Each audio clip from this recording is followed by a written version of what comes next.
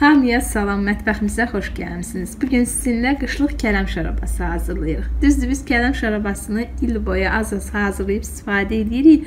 Amma bu şorabanın əsl hazırlanma vaxtı payızın son aylarıdır. Turşuluq kələm yarpaqları sıx, ağır, şax olmalıdır. Belə kələmdən istifadə etsəniz, turşunuz çox gözəl alınacaq, ləzzətli olacaq və qış ərzində çox gözəl də qalacaq. Kələm şorabası təbii probiotik deyən, o mayalanan zaman tərkibində orqanizmimiz üçün, bağırsaqlar üçün faydalı bakteriyalar əmələ gəlir ki, bu da bağırsaq mikroflorasını formalaşdırır, immunitetin qalxmasına kömək edir. Virusun tüğyan etdiyi belə vaxtlarda kələm şorabasına üstünlük verməyimiz çox gözəl olar. Turşu üçün 2 ədəd kələm götürmüşük. Kələmin ümumi çəkisi 2,5 kg. Bu qədər kələmə 250 qram kök, 100 qram çuğundur, 1 iri diş sarımsaq, 2 dəfnə yarpağı, yarım dəstə cəfəri və zövqə görə 1-2 ədəd uzun acı biber götürürük. Biz 2 ədəd acı biber istifadə edirik, çünki çox acılığı yoxdur ona görə. Siz azalda bilərsiniz. Bismillah deyib işə başlayırıq. Tərəvəzləri ürəyiniz istəyən ölçüdə, formada doğraya bilərsiniz. Bəzən izləyicilər şikayət edirlər ki, biz kələm şorabası hazırlayırıq, amma suyu şirələnir. Bunun müxtəlif səbəbləri ola bilər. Yəni, konkret bir səbəbdən deyil belə halın baş verməsi. Anam tez-tez kələm şorabası qoyan biri kimi deyir ki, bu kələmin sortundan və otağın temperaturunun 20 dərəcədən yüksək olmağından asılıdır. Yəni 19-20 dərəcə olmalıdır. Şorabanı qoyduğunuz otağın temperaturu, yəni mayalanma prosesi qurtarana qədər onu otaqda qoyuruq. Amma bizdə olan kitabda yazılıb ki, sonda o kitabı sizə göstərəcəyəm. Orada yazılıb kələmin suyunun şirələnməsi duzunun az olmağından asılıdır. Amma anam mənə görə az duzlu kələm şorabası hazırlayır. Onda belə bir hal baş vermir. Deməli, səbəb bu deyil. Və yaxud da biz sizinlə tamamilə duzsuz, sirkəsiz kələm şorabası hazırlamışıq. Onda da belə bir halına rastlaşmamışıq. Deməli, səbəb bu deyil. Bəziləri deyirlər ki, şəkər tozu əlavə eləyəndə belə bir hal baş verir. Amma anam şəkər tozu da əlavə eləyir, belə bir halına rastlaşmamışıq. Bizdə də olur, nadir hallarda, 1-2 dəfə olur, amma səbəb bunlar deyil.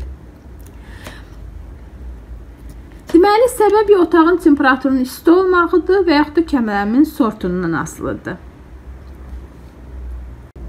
Əgər hazırladığımız kələm şorabasının suyunun şirələnməyini tez fərq etmişsinizsə, narahatçılığa ehtiyac yoxdur.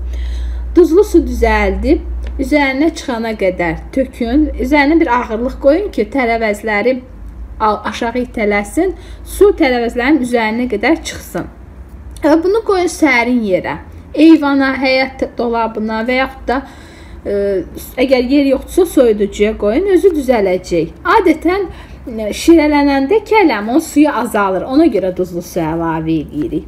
Duzlu suyu belə düzəldin. Suyun hər litrinə, hər litr soyuq suya 2 xörək qaşığı duz əlavə edin. Əgər evdə varsa, istəyirsinizsə 1-2 xörək qaşığı üzüm sirkəsi də əlavə edə bilərsiniz. Biz 2,5 kg kələm götürmüşdük, onun özəyini çıxartdıq. Bütün tərəvəzlərin ümumi çəkisinə hər kiloya 1 xörək qaşığı duz əlavə olunmalıdır. Yəni, norma belədir. Əgər siz duzu çəki ilə götürsəniz, hər kiloya 25-30 qram duz götürün, əlavə eləyin. Duzunu əlavə edib yaxşı qarışdırırıq. Qarışdırdıqda gördüyünüz kimi artıq suya ayrılır. Əsl turşuluq sulu kələmdir. Üzərinə bir qapaq çeviririk. Onun da üstündən ağırlıq qoyuruq. Bir stuqa saxlayırıq ki, suyu daha da artsın. Sonra balona yığacağıq. Gözləyirik bir stuqa. Bir stuqa keçdi. Tərəvəzlərin suyu daha da artıb. Qarışdırıb tökürük balona. Bir stuqa biz onu otaqda saxlamışıq. Otağın temperaturu 19-20 dərəcədən yüksək olmamalıdır. Əgər otaq istidirsə, nisbətən sərin yerə, məsələn, eyvana qoya bilərsiniz. Balona tökəndə fikir verin ki, turşunun suyu tərəvəzlərin üzərini örtsün. Turşunu balona əlavə etdikcə, biraz əlavə etdikdən sonra qaşıqla və yaxud da əlimizlə sıxlaşdırıb, aralarına dəfnə yarpağı əlavə edirik.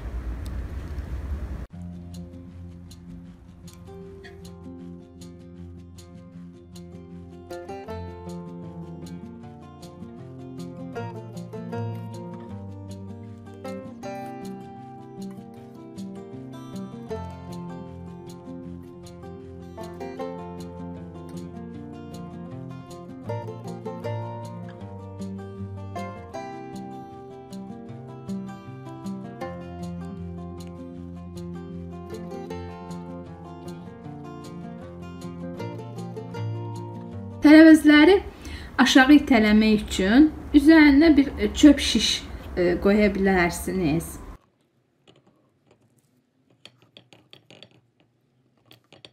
Qoyuruq elə otaqda. Bir sutkadan sonra inşallah mayalanma prosesi başlayacaq. İçərisinə qabarcıqlar əmələ gələcək. Bir sutkadan sonra görüşərik. Bir sutka keçdikdən sonra görürük ki, artıq mayalanma prosesi başlayıb. İçərisində hava qabarcıqları əmələ gəlir.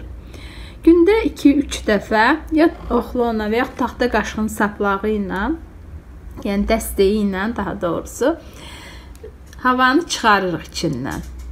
Həm də deyirlər ki, turşunun suyunun şirələnməsinə səbəb içərisində qalan hava da ola bilər. Daha bilmirəm nə dərəcədə düzdür, belə də deyirlər.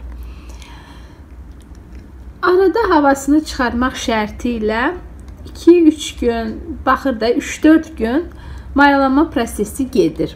Görəcəksiniz ki, artıq içərisində hava qabarcıqları yoxdur, sakitlikdir, sakitləşib, onda deməli yeyilməyə hazırdır.